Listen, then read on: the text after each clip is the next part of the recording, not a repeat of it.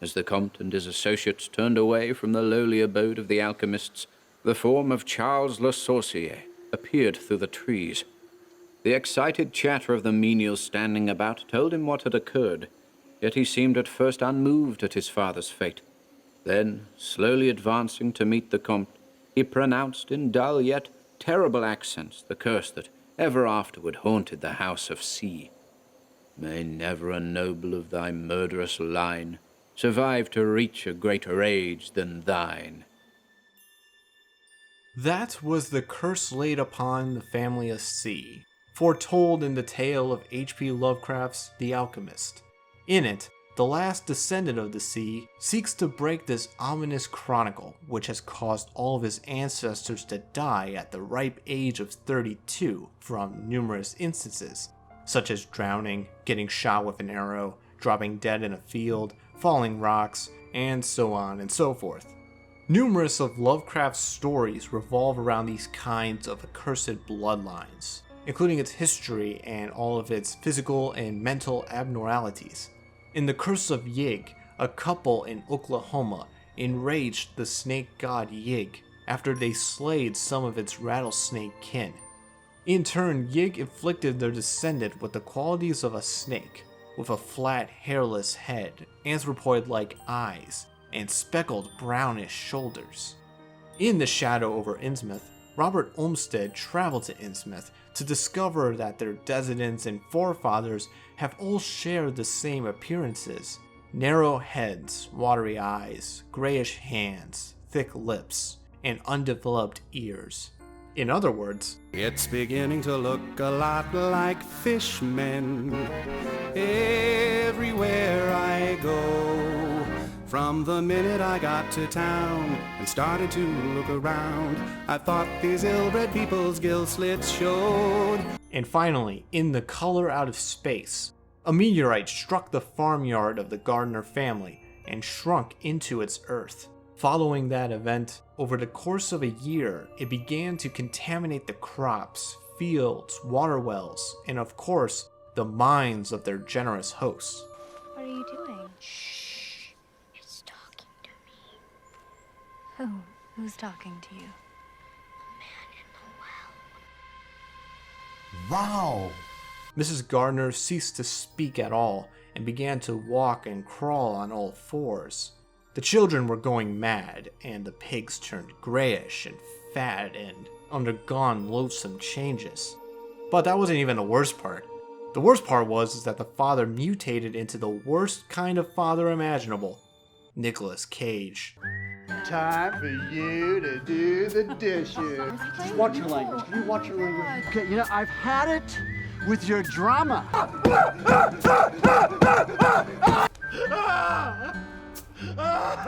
God, what is that smell? I followed every fucking rule in the book. In the end, they still fucking taste like shit. You know what? Okay, coming up! We've been having a hard time, you know? Lovecraft's cursed heritages are rarely removed or cured in his stories. Unlike the scientists and scholars that can temper and control eldritch power freely, and dangerously, these souls cannot. They didn't freely choose to carry these tragic scars on them. They were either born with it, or chosen by their ancestors or family members to burden it for the rest of their lives. That's in Lovecraft's world, however. But what about in Gary Gygax's?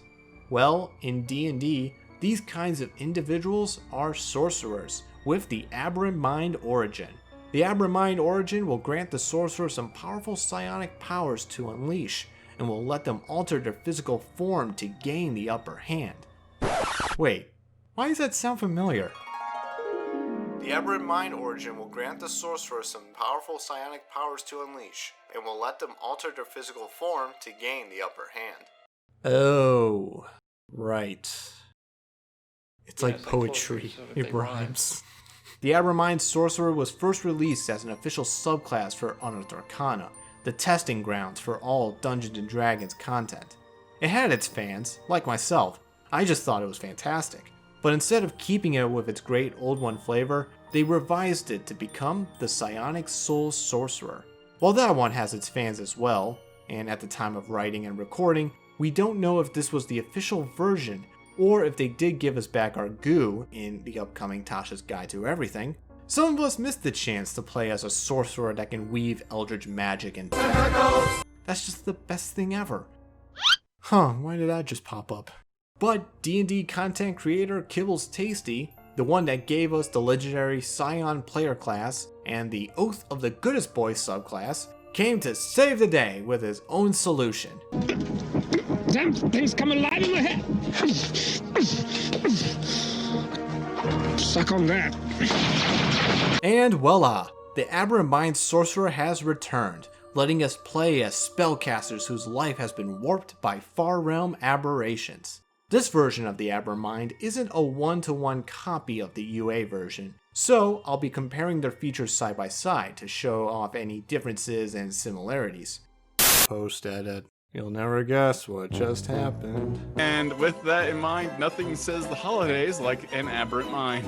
I was about to say, you got a transition for that? You got a transition for Hanukkah Yeah, I got it. to 2020 Sorcerers? is at the Aberrant Mind Sorcerer. So to prove that it was the best thing ever, Tasha officially brought the Aberrant Mind Sorcerer from the grave, thanks to her very, very leaky Cauldron. Thankfully, there aren't that many major adjustments to the subclass, except for the capstone feature, so I'm just going to continue this video as originally planned, but I'll add some notes to notify you all on the changes to the subclass when we get to them. Everyone got that? Good. Now, if you excuse me, I gotta get back to my hip new job. Drinking till 2020 ends. Drink. I'm having one. All I know is, if the gardeners had these kinds of powers, then they would have no problem against the color's influences. Why is that book here? At level 1, you'll start off with 3 features. The first is some new expanded spells for you to conjure up. You'll gain 1 spell when you reach certain levels, such as Arms of Hadar, Hunger of Hadar, and Modify Memory. In the UA version, you'll gain these same spells and some extra ones on the side, including Dissonant Whispers, Calm Emotions, Sending, Compulsion, and Rary's Telepathic Bond.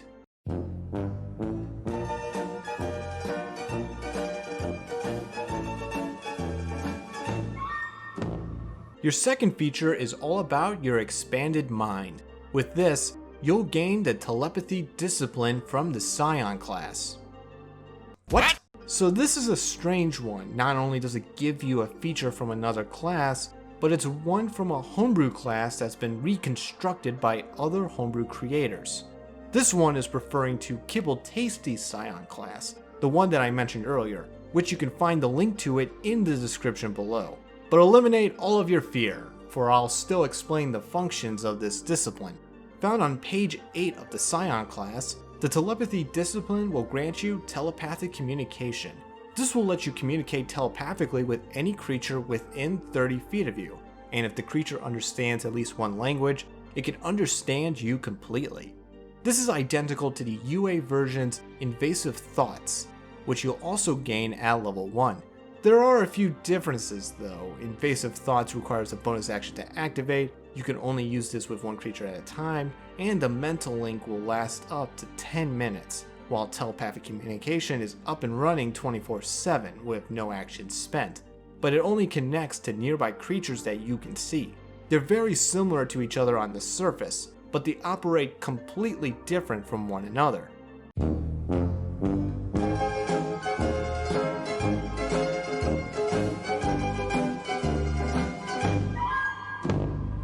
Telepathic communication is also coupled with a unique psionic power called Telepathic Intrusion.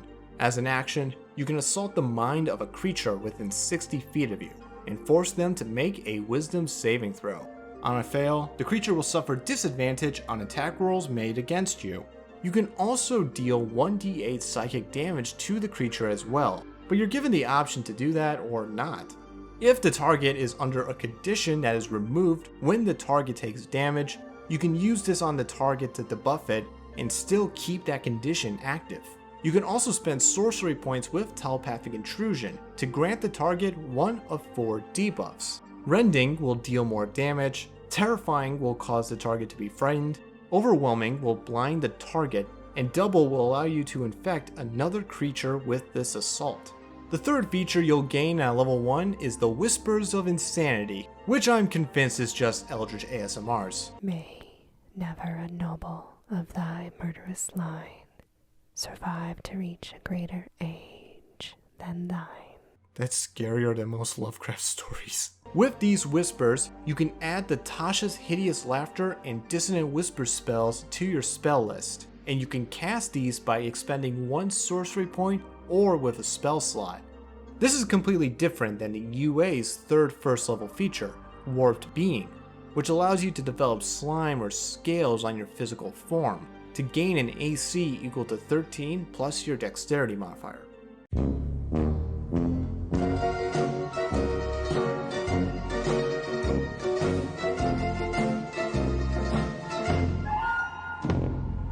Then at level 6, you'll gain a Glimpse into the Void. If a creature attempts to read your mind, deal psychic damage to you, or force you to make a saving throw against being charmed, frightened, or similar magical effects, such as suggestion, you can use your reaction to lash back, unleashing horrifying spectacles and vistas upon their pitiful psyche. You'll gain resistance to any damage that is involved with the effect, and you'll gain advantage on the effect's saving throw, if there is one. You must also roll a d6 and inflict a special Void Madness effect on the creature, which is included in the feature. The symptoms of Void Madness include frightenedness, confusion, blindness, stunning, fear, psychic damage, and falling prone, which is basically 2020 in pill form. There's no mention of the creature rolling a saving throw to avoid these effects, so if someone tries to cast Charm Person or Friends on you, then they're gonna suffer big time for it. However, this can only be done once per long rest, and the creature must be only targeting you for this to work. So if they were casting Mass Suggestion on you and your allies, then you cannot lash back at them with these effects. Meanwhile, the UA version had 2 features at level 6, with Psionic Sorcery allowing you to cast your expended spells with sorcery points, and Psychic Defenses, which grants you psychic damage resistance and advantages on saving throws against being charmed or frightened.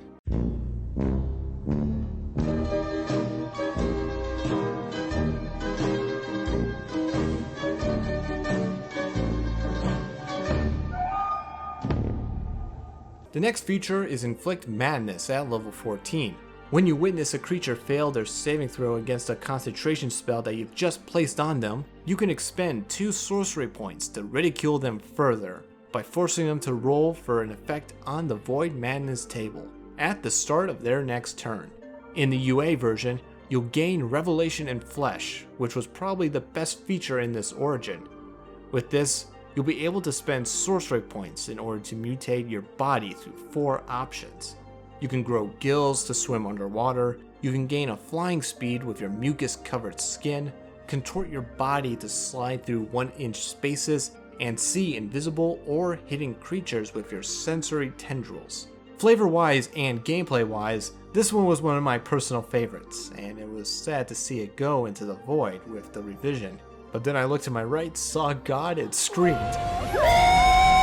Instead of keeping Revelation in Flesh as a feature, you can now gain it as a feat, in the form of Aberrant Mutation. It comes with all of the Revelation in Flesh effects, except for the flying speed effect, but you'll be able to grow an extra tentacle arm, and it comes with the Warped Being feature as well. So yes, we can finally be covered in lube. Now, you only choose 3 of 5 effects to keep, and this is a feat that only Aberrant Mind Sorcerers can obtain. So you can't have a full party entirely composed of fishmen. Unless they really are fishmen. Their eyes never blink, and quite frankly they stink like a carcass washed up from the sea.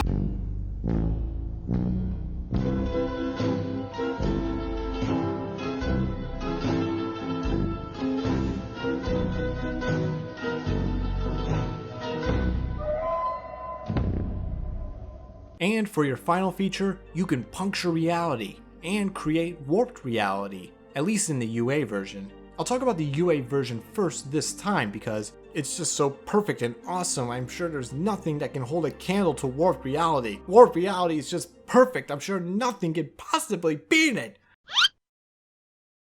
I'm in hell. With warped reality, you can radiate a 20-foot aura around yourself. dealing 2d10 psychic damage to creatures within the aura, and the area in the aura becomes difficult terrain. This will last for 1 minute, but if you end it as a bonus action, you and some creatures of your choosing that are in the aura teleport to a location of your choosing that is at least within 1 mile of you. Even though this is a once per long rest feature, that's a pretty insane power to wield. I'm pretty sure Punctured Reality can't beat that.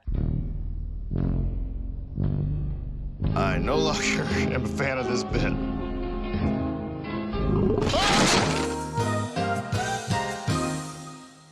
So Punctured Reality takes Warped Reality and turns it into a true cosmic horror.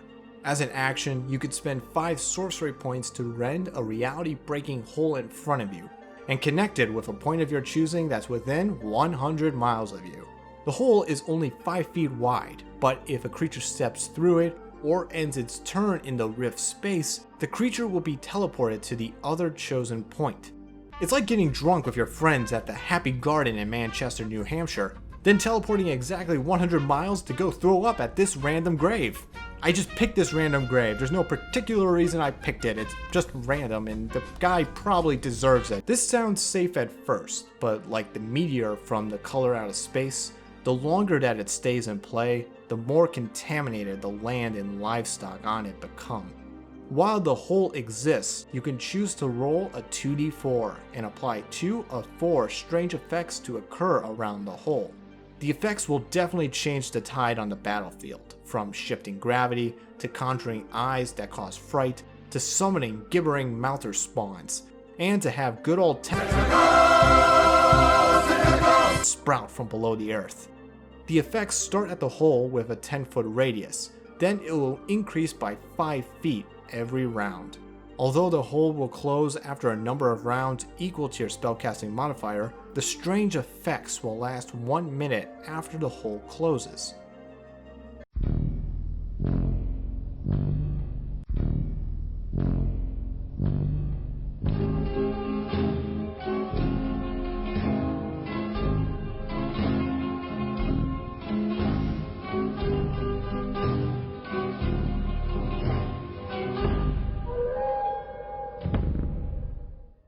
The best way to describe what these rifts could do is from an excerpt straight from The Color Out of Space, for when the horrors of eldritch contaminations reached its peak. This was what witnesses saw there. When they looked back toward the valley and the distant gardener place at the bottom, they saw a fearsome sight. All the farm was shining with the hideous unknown blend of color. Trees, buildings, and even such grass and herbage as had not been wholly changed to lethal grey brittleness. The boughs were all straining skyward, tipped with tongues of foul flame, and lambent tricklings of the same monstrous fire were creeping about the ridgepoles of the house, barn, and sheds. It was a scene from a vision of Fuseli, and over all the rest reigned that riot of luminous amorphousness, that alien and undimensioned rainbow of cryptic poison from the well, seething, feeling, lapping, reaching, scintillating, straining, and malignly bubbling in its cosmic and unrecognizable chromaticism. It makes no damn sense. Compels me, though. The Aberrant Mind Sorcerer takes the original draft and greatly increases its eldritch might and potential. Almost all of the features have been adjusted for the better, and it comes with a feat that has some of its lost features, just in case you were missing them, like me. The Void Madness and Strange Effect features can become quite overpowered though, especially when some of them don't require a saving throw to resist them, and I kinda wish that the Telepathic Discipline from the Psion class was written down here, so that future players don't have to jump to another class to learn about a single ability. But overall, this is what I would imagine a corrupted mind of the Great Old Ones and beyond could do in the world of Dungeons & Dragons. And it's a great fit for the Sorcerer. I mean, come on. One of them was caused by Charles Le Sorcier of The Alchemist, which sounds exactly like Sorcerer. I mean, Le Sorcier really means wizard! What do you do with an Innsmouth sailor? What do you do with an Innsmouth sailor? What do you do with an Innsmouth sailor? Breaks the oath of Dagon. Way, hey, she rises, way, hey, and up she rises, way, hey, and up she rises, sworn unto the order. Serve 'em on a plate with a slice of lemon. Serve 'em on a plate with a slice of lemon. Serve 'em on a plate with a slice of lemon. Keep the oath of Dagon.